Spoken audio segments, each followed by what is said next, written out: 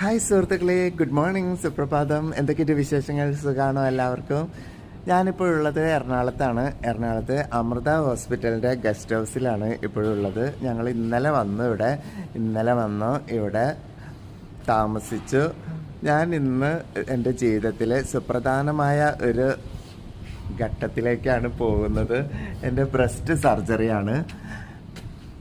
Doctor Sandeep Vijayaraghavan ഡോക്ടറാണ് surgery ചെയ്യുന്നത്. അപ്പോൾ ആ കാര്യങ്ങളൊക്കെ അതിന് വേണ്ടിയിട്ടാണ് അമൃത ഹോസ്പിറ്റലിൽ ഇന്നലെ തന്നെ വന്നത്. ഇന്നാണ് ഡേറ്റ്, മാർച്ച് 18.